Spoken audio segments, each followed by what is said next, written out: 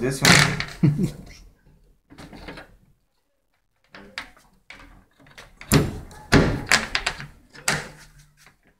Како го прати?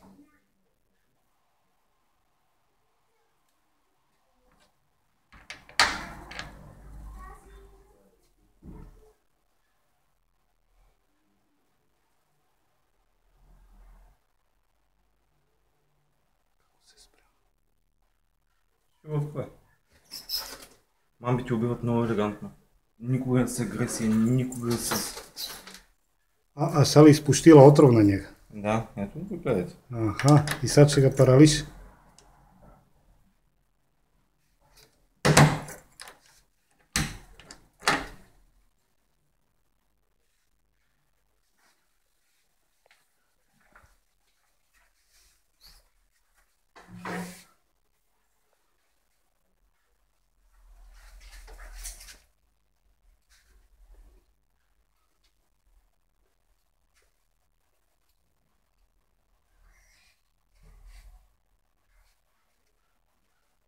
Готови.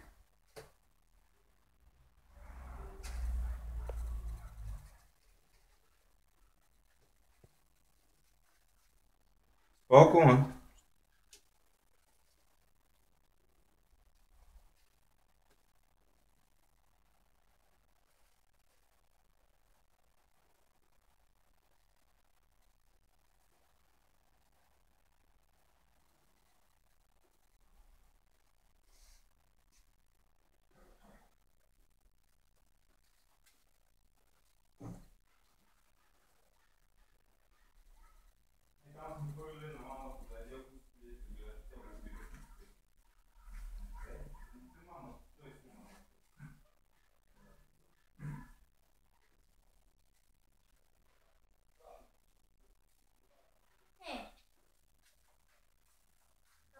Не позволява да се снима.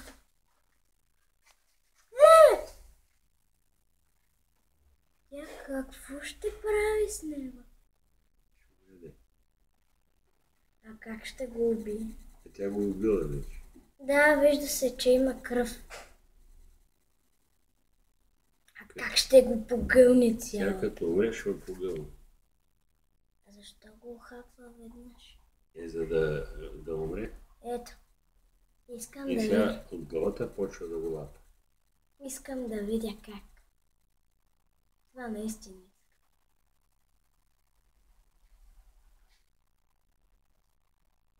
Тя е доста дълга.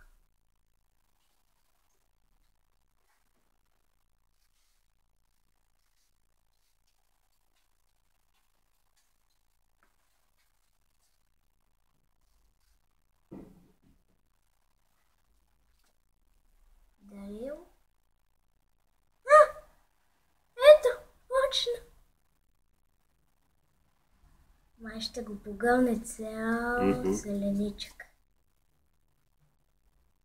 Ама тя няма зъби. Как ще няма зъби? Всички зми имат зъби. Не сега ще виж как ще Доста челюстта се откача. Не се откача. Но тия не са ли откача? На никой змеча не се откача. Ама за да погълне по-голямо. Значи обяснявам. Това са горните челюсти. Това са долните челюсти. Когато змията е в нормално състояние и спокойно, те стоят така на образно. Когато поглъщат подлачката, започва да се получава нещо. Да, лечи си. Ето тук отпред ние имаме костен шев, това се казва ралник. Двете получелюсти, мандибулите, образуват така наречения ралник и тогава имаме костен шев. Те нямат костен шев. Това им позволява в хоризонтална плоскост да я отварят на повече от 100 градуса. А в вертикална плоскост, там където си мислите, че ги откачате тук, има една много голяма елипсовидна става с много силни лигаменти. Това са връзки такива, които се казват, която ѝ позволява да отваря устата в вертикална плоскост на повече от 160-170 градуса. И това Почти го го наричат погълна. откачане. Не. Не е откачане. Не разбирате е ли? откачане. Да, няма какво да се сега, понеже не знам доколко сте нати с биологията, аз ще ви го обясня по малко по-такъв начин. Змията да си откачи челюстите означава вие да си извадите рамото и да си го наместите без да усетите болка. Вижте, изядах. Опашката остана. Сега ще е дупникът спагет. Както аз ги тръпвам.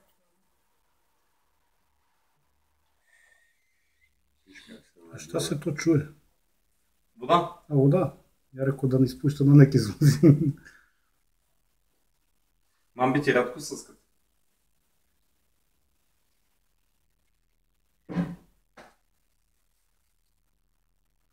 Ако искате, може да дадем сега и на неотровна змия да видите какво се случва. Отровна се е охапа. Да, отровната е охапа, а неотровната сега ще видите.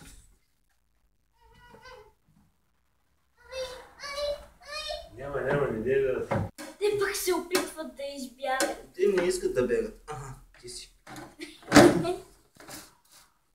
Сега. Ето, ще ядеш. Само че внимателно с ръката ми. Ето, държу го. Не, искам да видя това. Не можа да го хвана. Също го. Удуши.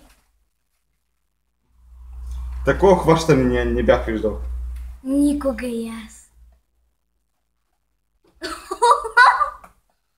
Леле, това пъхче си е тъпо. За душа. Змията го захапа по най-глупавия начин, по който можеше някога да захапи плъх. Леле, майе. Сега на всяко издишване просто стяга пръстените. Защото той ни задържа въздух. В един момент вече мозък му казва, поеми си въздух. И вие дори при вас да се случи, искате, не искате, инстинктивно почвате да търсите да поемете въздух. И в момента, в който изкарвате каквото има, за да поемете въздух и пръстените стягат. Ужас. Това е много страшно.